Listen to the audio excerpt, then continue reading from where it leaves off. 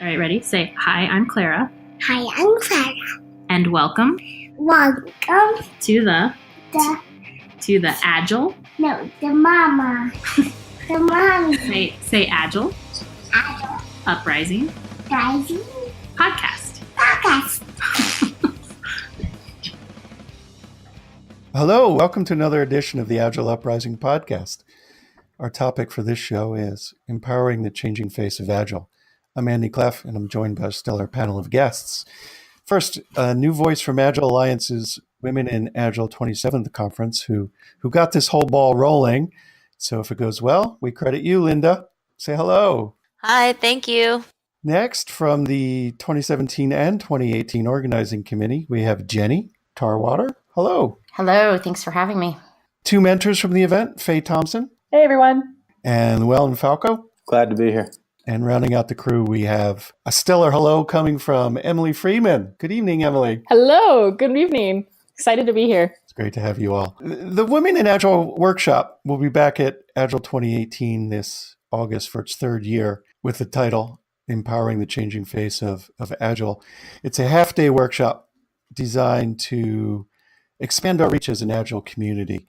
The overarching goal is to continue supporting, compassionately including traditionally underrepresented groups. This workshop also will provide an opportunity for new voices in the community to be heard as part of the program agenda.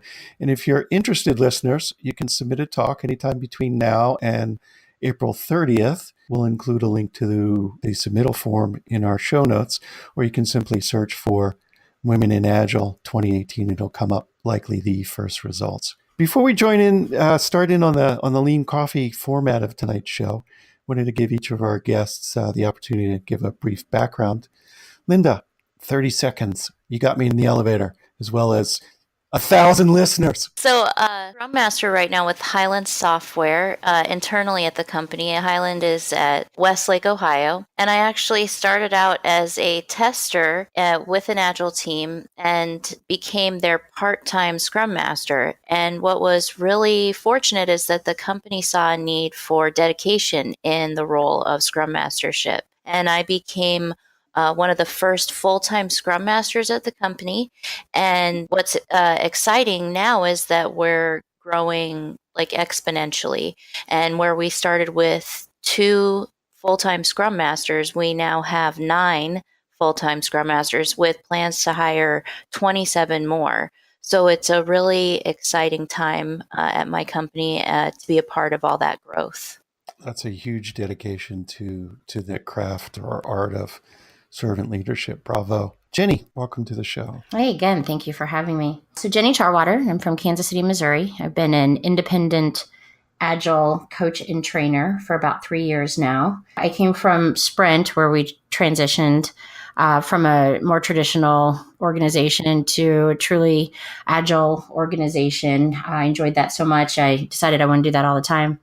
So really my passion, though, is finding folks like me that were project managers that really want to work in this new way.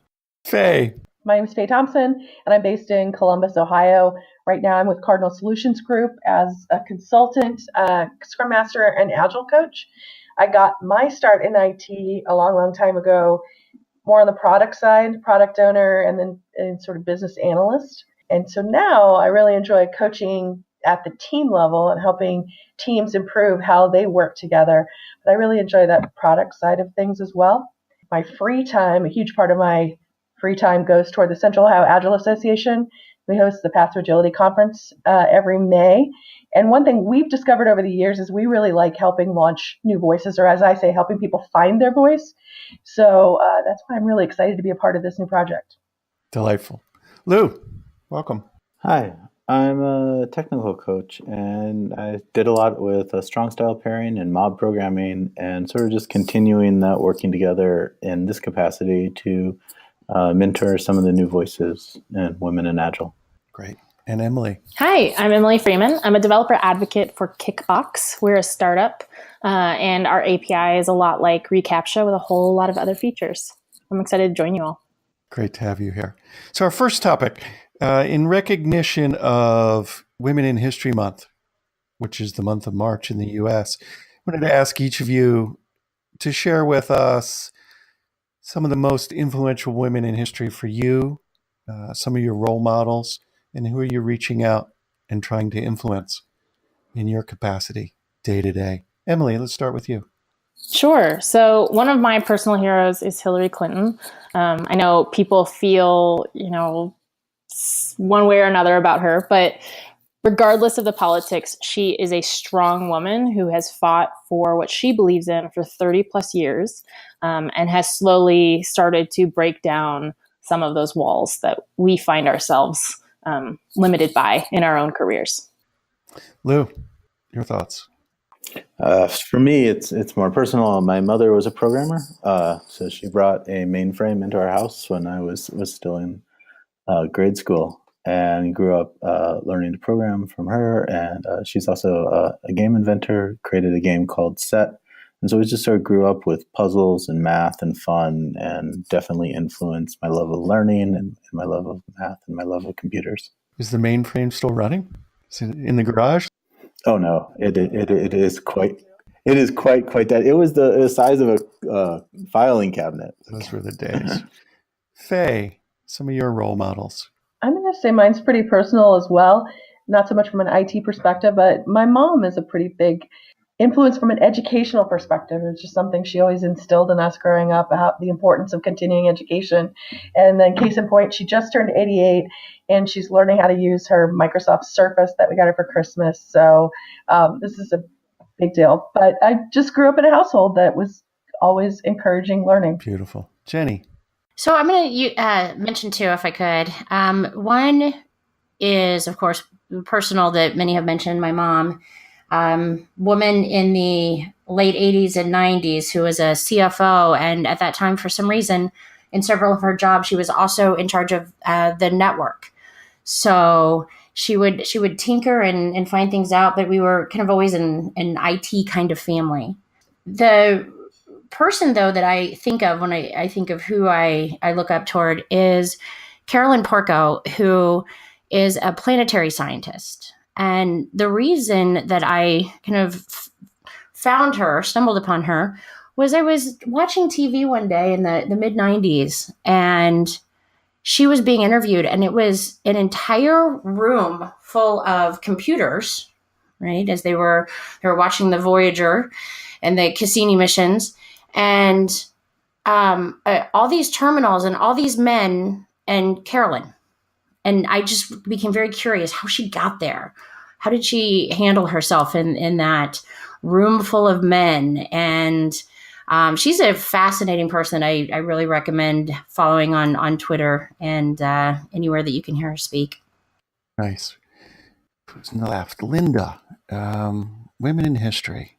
Some of your role models. When I think of a role model, the first person that comes to mind is Grace Hopper. And I know for those of us in tech, that name sort of pops up a lot. But I think she was just a really powerful woman in a time that, women were not seen as, very powerful or very, up to the task of coding or taking charge of computers, right? She was a university professor, and then she joined the Navy Reserve because she was too old to join the actual Navy, and she retired as a Navy Rear Admiral, and she just did so much for programming. And one of the quotes that kind of reminds me every day of what we need to do sort of in our role in the Agile community is that she said, humans are allergic to change. They love to say, we've always done it this way. And so she was just sort of unapologetic in pushing change forward, but in a way that was, to the benefit of the community. And so she is really a powerful role model for me. So speaking of change, let's move the topic over to gender and technology. We've got a couple of possible lean coffee cards to pull here. Linda, do you want to pick one from the backlog there?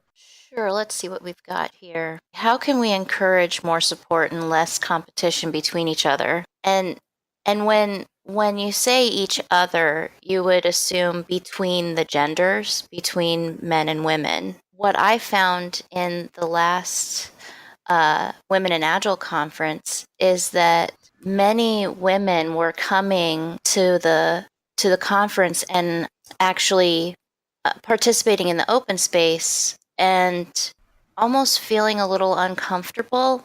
And Llewellyn came up with a great word to describe this. Co-opetition. That's awesome. That is not my invention of the word, just to be fair. Yeah, but it's used in the best of ways here, I feel, Llewellyn. I really do. Sometimes as women, we come in and we feel like maybe we're not going to be accepted by each other, or we're going to be judged by each other, right? And we almost feel like if we get a group of women together, that's going to be exacerbated in some way.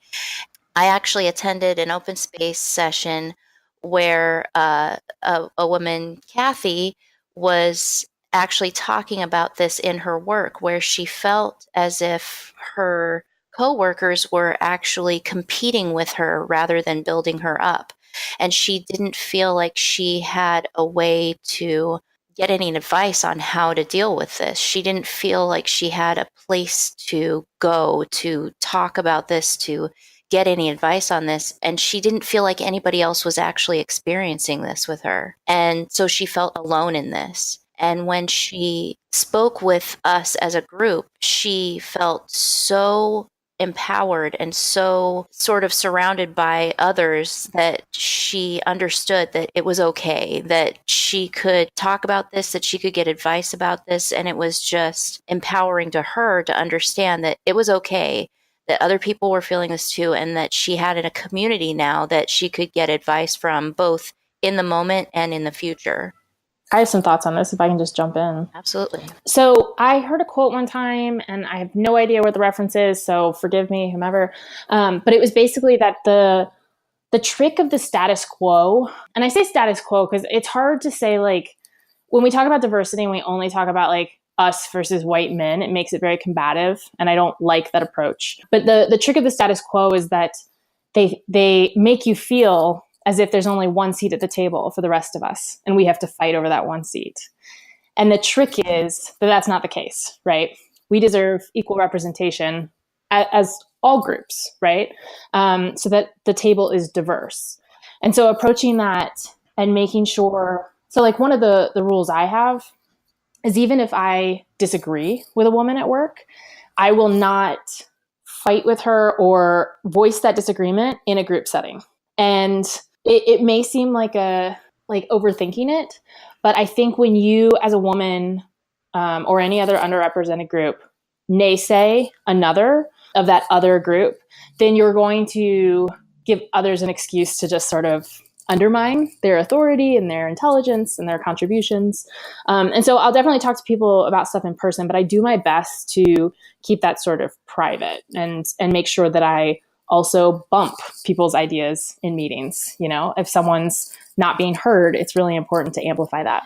I wonder how often we assume that the other group is offering one seat at the table and all of our collective imposter syndromes kick in, when in reality, we know it's not true. We should do what we could to encourage in each other the notion that that's not true, and stop talking about how many seats are at the table, or stop talking with others about how many seats there are at the table, and talk about the topic that needs to be discussed. I do think some of that happens. I'm not at all denying that there are people who don't even want that one open seat to be there.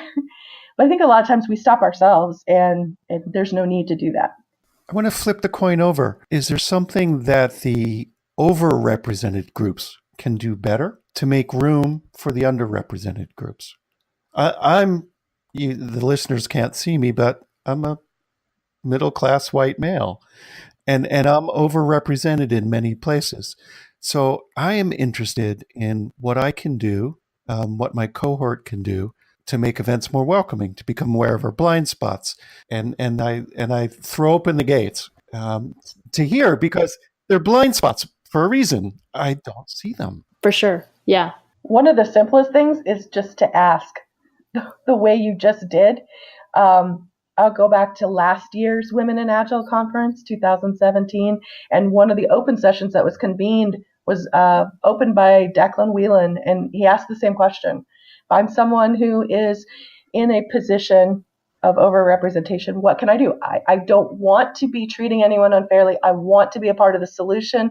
What can I do? And to me, that session was fantastic, because I think we had most of the men who attended the event in that small group, which actually I want to take this moment to shout out too and say that men are absolutely invited to the Women in Agile conference. There was a little confusion over that last year. They're absolutely welcome. And in this group, the men came, they asked that. And to me, it was a fantastic conversation, because it also highlighted the fact that women, as with all of humanity, we are not one unified lockstep group of people who all think the same way. So it turned out, what one person thought would be beneficial, what might help move the needle forward, another person said, no, not at all. I don't want that at all. But the important thing for me was the conversation. And there was a great work product that came out of that. Chris Merman attended that conversation along with Lynn Winterbohr, and they blogged about it afterwards. So we can make that available in the show notes as well, a link to that if people want to hear kind of the outcomes of that conversation. Yeah, and if I could, there's one other thing that came out of that session, Faye, that was just kind of remarkable to me that I had not thought about.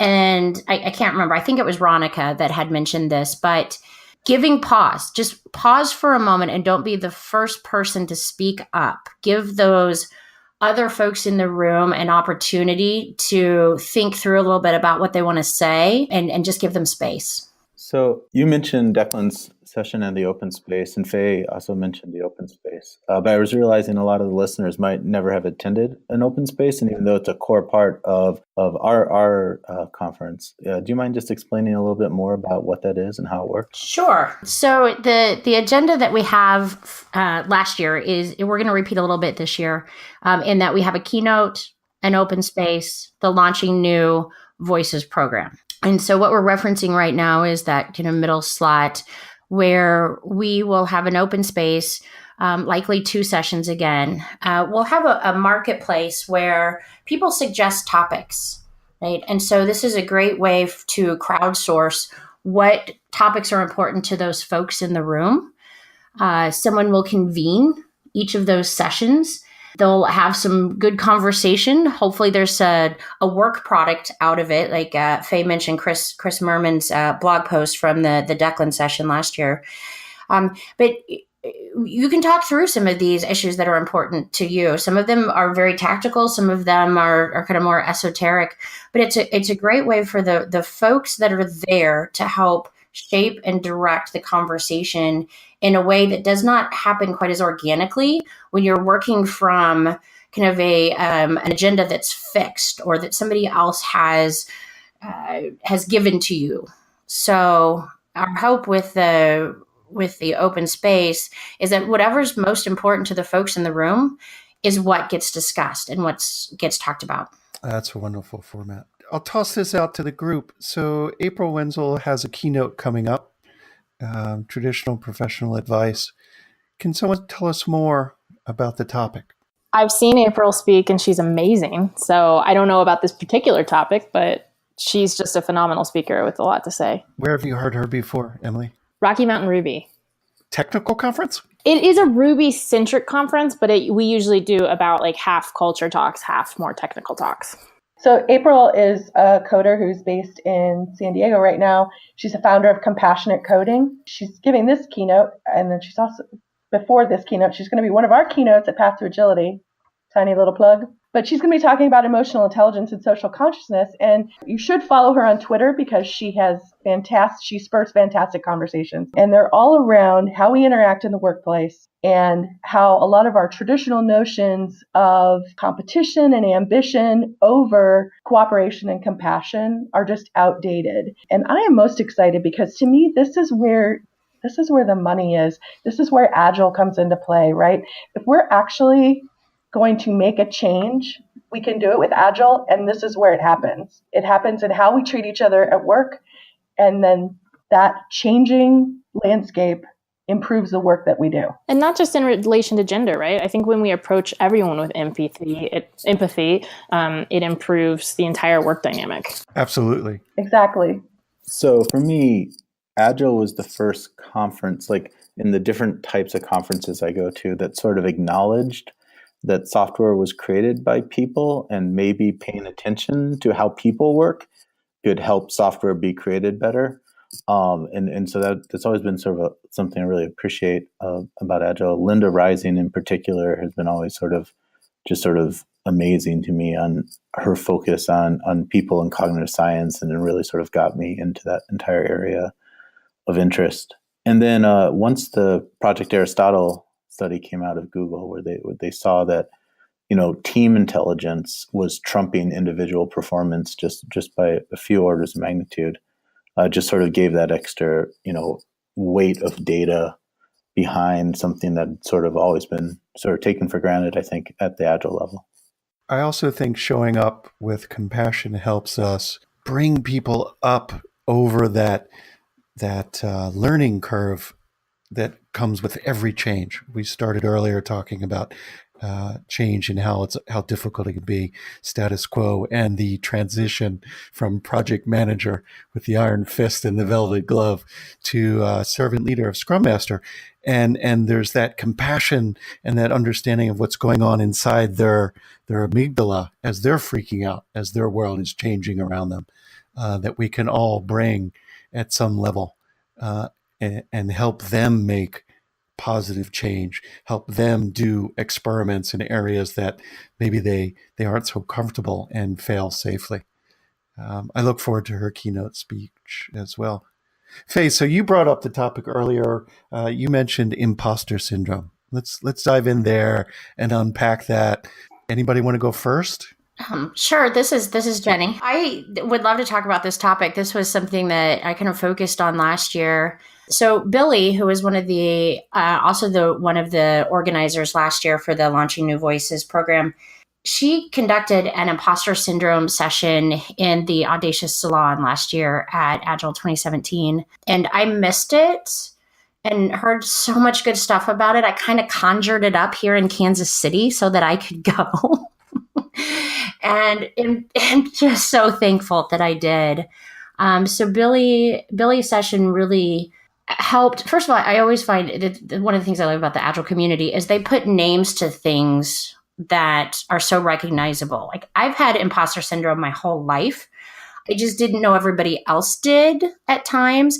I didn't know what to call it. I didn't know what the spell was to get through it. And so to some extent, I say, Billy, you fixed me, because she helped me recognize something that was extremely powerful. We were talking about some of the things that make you nervous or hold you back. And she made a statement that the scariest place on the whole earth can be in your own head. I love it. Oh, yeah. And that it was such a on point statement. And I said, yeah, that's the one that's following me into the room and saying, you don't know what you're doing. So this idea of imposter syndrome is that you are not qualified, right? That people are going to find you out. And it really can hold you back from, being your whole self and your authentic self. So I don't know if Billy should plan on having that session again, but would highly recommend it. The other thing that I've really come to realize this year is that some of the people that I've looked up to, I've gotten to know a little bit better, and I see that everything doesn't go perfectly for them, right? So I used to think when things didn't go perfectly for me, it was a flaw in how I had prepared, or just a flaw in my personality, And what I'm realizing is that everybody is going through their learnings. Everybody is pushing their boundaries, and it's how you deal with that. So a lot of the people that maybe I looked up to, I didn't realize that they had cohorts and mentorship circles and such, and that we saw this brilliance coming out of them. on podcast and in Agile conferences and in books, and they worked through that with other people. And so that's one of the ways that I'm combating my imposter syndrome these days is just being vulnerable and exposing that to people and saying, I don't know, can you help me? Can I run this by you? Can I see if this is valid? So speaking of vulnerability, what is something that used to hold you back and now makes you laugh when you look at it in hindsight? Who's got something to share? Can I ask a specific question? I want to know, Linda, what made you hit submit last year? So I actually have a mentor within my organization, Jeremy Willits, and he's an amazing speaker. He's spoken at a few conferences, and he just keeps telling me, you won't know until you try, and forwarded me the information, and he just seemed to have this faith in me that I didn't have. And I just kept hearing his voice that I won't know until I try. And it was really kind of a leap of faith. Honestly, when I think back about it, I don't know what made me submit. But I think what's interesting, and this goes back to the imposter syndrome, is that when I got accepted, I was like, I really did think that there was a mistake. that that those great women that were in charge of this session had just seriously made a mistake. But I thought, well, it's for new voices, and they're just gonna be kind enough to let me hone my craft, and the poor other women that are sitting through this will just, sit through 7 minutes of some, amazing mess that I've put together with the help of this wonderful mentor that doesn't even know what they're getting themselves into. Lynn Winterbor was my mentor. And then I'll get off the stage and hopefully keep some of my dignity. And what was interesting is that I got done, and I was, thanks to Lynn, much more successful than I thought it was going to be. But one person really resonated with me. A woman named Michelle came up to me afterwards, and she said, I need to have lunch with you. And she said, I am a tester right now. And my talk was basically my story of who I am and where I've been, my journey, but in a little bit more detail about, the different steps that I took to get my teams more involved in the Agile process. And Michelle came up to me and she said, I am a tester and I'm now a part-time Scrum Master. And I'm moving to become a full-time Scrum Master, and I need your help. I'm now in your shoes. And so the thought that there's going to be one person in that audience that you are going to impact, at least.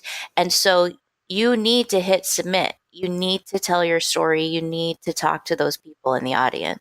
And isn't it amazing how you being at your best lifts other people up as well and allows them and gives them permission to be their best? So you're not hitting submit just for you, you're hitting submit for everyone. Absolutely. So that also reminds me of something Jessica Kerr says a lot, right?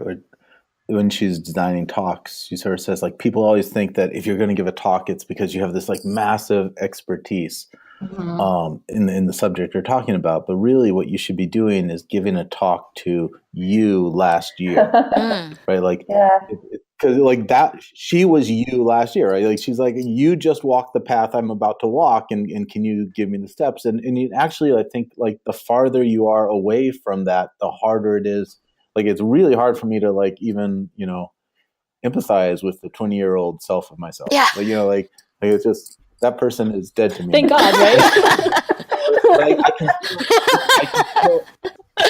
But I can still remember last year. And so sometimes when people are thinking like, I don't know enough, like you don't need to know a lot. You just need to know, more than you knew last year, and help the, just thousands of people like you who are about to walk that same path. And if you can help them out, that's the right thing. And obviously, it worked for you. Yep. And thank you so much for sharing your story about what led you to hitting submit and getting up on stage. You did knock it out of the park. And I know that Lynn helped you, but you put the time in and you prepared and you knocked it out of the park. Thank you.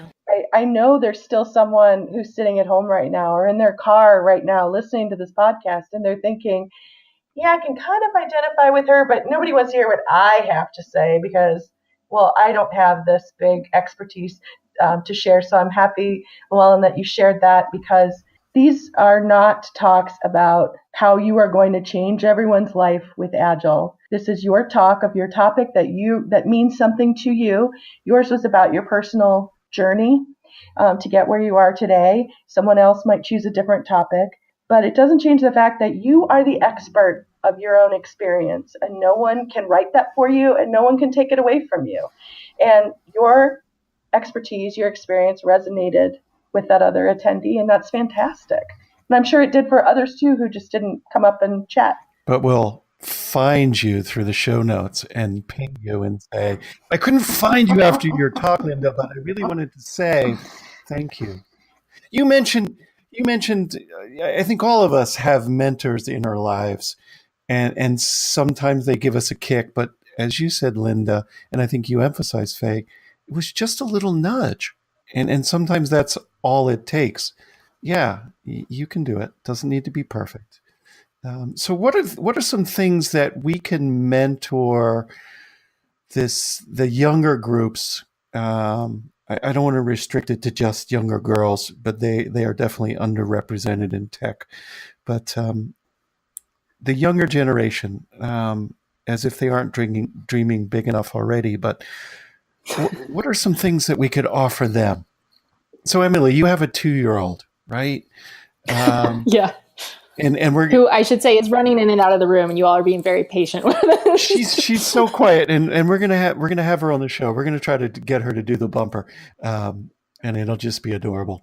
And then she'll listen back in 20 years and hate us. As parents, and for those of us that are raising kids, what advice do we give them? What nudges do we give them? How do we unlock their motivation? How do we build resilience? What are some thoughts? I think chasing every one of their interests with a childlike abandon allows them to remain curious and enthusiastic.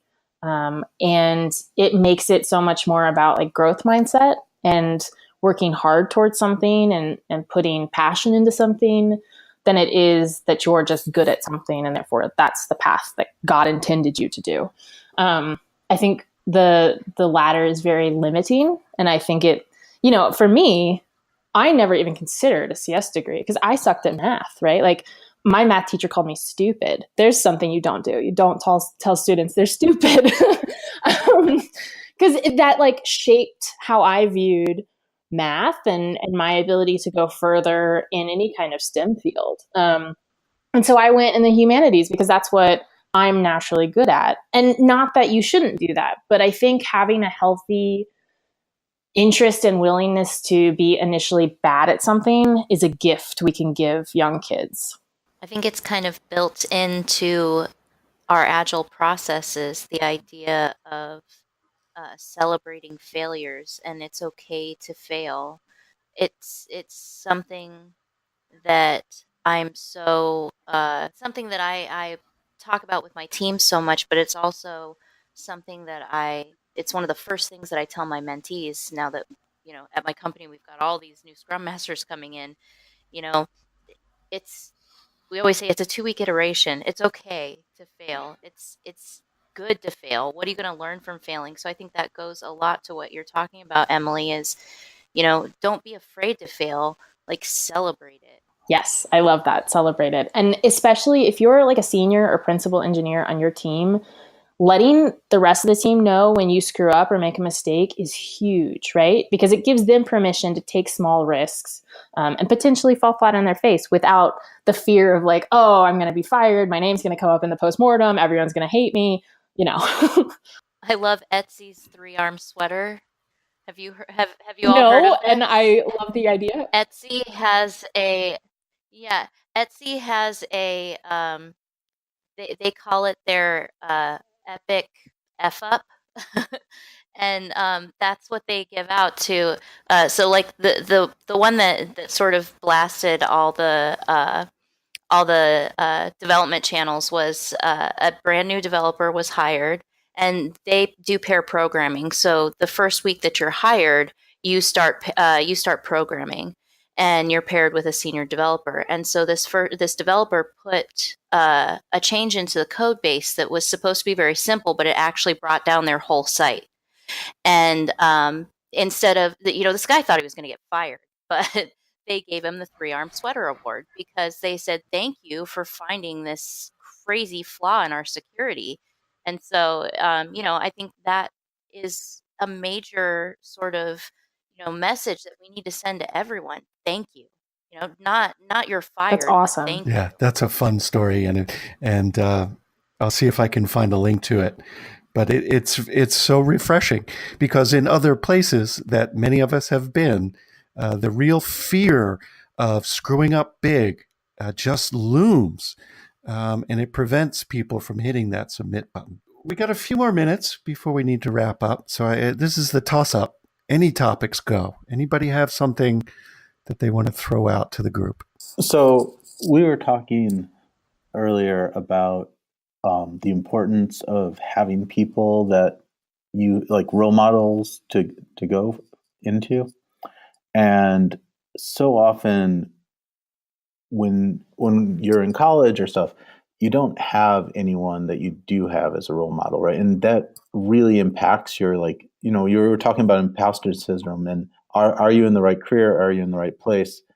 It's really, really valuable to know somebody, right? And to have a mentor or have a confidant. And most of the time, the places we learn those things, we're at conferences, right? And I know that, like for me personally, and for everyone that I've talked to on the committees, the people that we've met at conferences, like those are really, really important to us. That's what keeps pushing us. And if you know someone specifically, like if you have a friend who is a woman and is just starting her career, they usually aren't, like companies usually don't send new people to conferences. Like conferences are sort of reserved for older, more senior people, usually people at like higher in management. This conference is purposely set at $50, right? So it's like you can just send somebody there, and just getting in a room with other people who you can look at and identify with it like means so much. And so I just want to sort of throw out that this is maybe a good time to not just think about like, should I go to the conference, but who should I send to the conference? Like if you really want to be an ally, a really great way to be an ally is find somebody who doesn't realize they need to be there and help them to get there. I love that so much. It's such a small investment for a company. So small, or just even small investment for a person. Yeah, and I think that some people are really afraid of the idea of networking, right? I don't want to go into a room with 120 people. I'm not looking for a job right now, so there's no outcome here, right? There's nothing I need right now. I had a mentor a few years back where her specialty was really in networking, and I loved her approach. She said, if you feel dirty, if you feel like you're faking it, if you feel like you're trying to get something from someone, you're doing it all wrong, right? Networking is this curiosity about other people and what they're doing currently, what they've done in the past. And then maybe a connection happens there, but more likely a connection happens later, or when you meet the next person, you think about something they had in common or something that would be worthwhile for them to know about each other. And it has this real exponential effect, right? And there's some real, serendipity here of, oh my gosh, Emily, we met today and you were talking about something that reminds me of someone that I want to introduce you to. And that's my little dopamine drip that I get, is when I can connect to people and it's a genuine connection, even though it didn't directly benefit me. It all comes back in spades. So the Women in Agile networking element of it, I think, because we do have a formal networking event right after the conference, but even within the sessions, within the open spaces, there's such an opportunity to have authentic conversations with people that have little Agile experience, little corporate experience, decades of experience, and everyone comes at it with a real genuine curiosity. For conferences, all the action's in the front row. So you go to a conference and you sit in the front row. I promise you, this will save you so much time and energy. One, no one's up there, so free open seating, you can spread out. Two, all the speakers are up there. And guess what? They're human beings and they want to talk to people just like you. So we're not experts that only go on stage and then leave. We are humans. We want to connect with you. And so, yeah, sit in the front row and start up a conversation. Actually, Emily, can I tag on that? My partner is a speaker and usually keynotes. And one of the things a lot of people don't realize is there quite a lot of speakers are actually quite introverted. It's so true. One of the reasons that they like to speak is actually because people will come and talk to them and they don't have to go and talk to them. But as she's like gotten better and gotten to more keynotes, she's found like people get more and more nervous. Like, can I approach someone? And like, if you see a speaker and they are not currently in a conversation, like, you should not in any way think you are interrupting. They want you to come and talk to you. They crave conversation just as much as like you want to talk to them.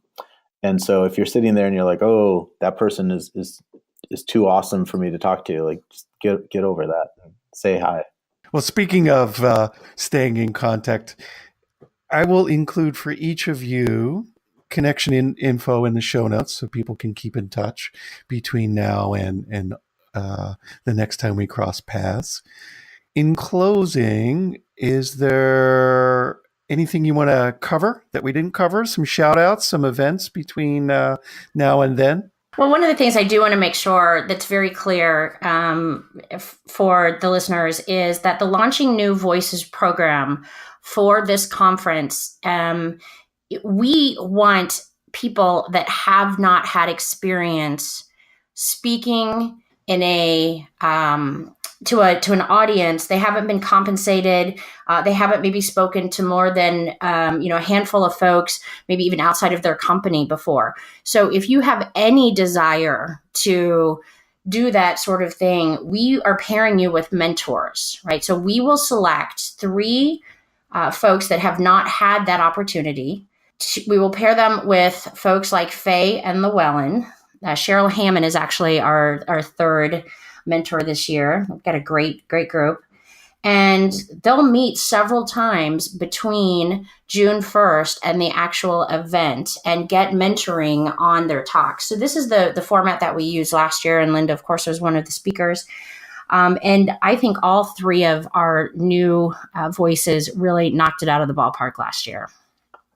So don't hesitate to submit. It's exactly like Faye said, just submit. Just hit submit. Emily, what do you got coming up? I will be at RailsConf this year. I'm super excited about that. It's my first time at RailsConf, and I'm launching there a new talk called The Intelligence of Instinct, kind of thinking about our gut feelings as less feelings and more our brain taking a bunch of stimuli and distilling it into one sort of signal to us, and how we can apply that to code smell and, bad feelings about deploys, that kind of thing. Nice. Lou, what are you cooking?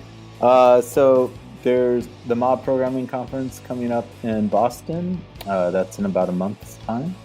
Piggybacked with the Agile Games Conference. There's the Deliver Agile Conference coming up in Austin, Texas. We're going to do more deep dives. We got the Craft Conference coming up in Budapest if you're in Europe, over on that side of the seas. And of course, Agile 2017 coming up in San Diego, started by the fabulous Women in Agile conference that Sunday before. Faye? Next up, I'll be at Codapalooza co-keynoting with Ryan Ripley, and we'll be talking about collaborative curiosity. So this is a talk that centers around learning through what you've learned through the conference and how you take that back and use it.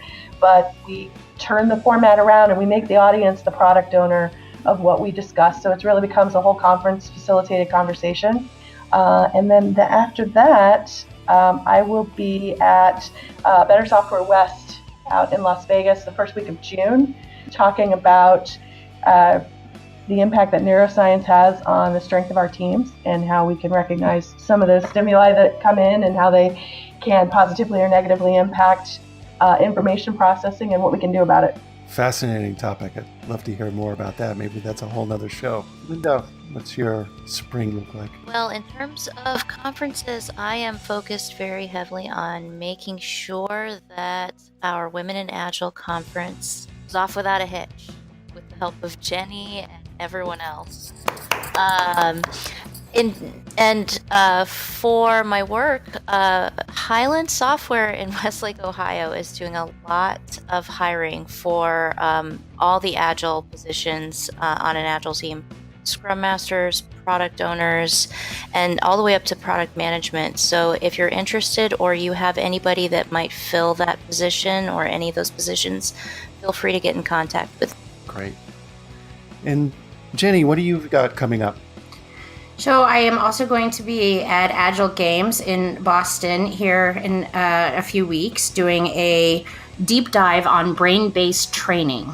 And then I'm going to be a participant in the Mob Programming Conference, which I'm really excited about, especially as what would be deemed as a non-technical person. I haven't coded for about 18 years, so excited about that.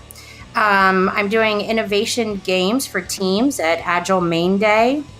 And then here locally in Kansas City, what makes Agile work and tools for your Agile tool belt. 2 Agile for Executive sessions at KC IT. Well, that is all the time we've got for this show. Hope to see many of you at Women in Agile.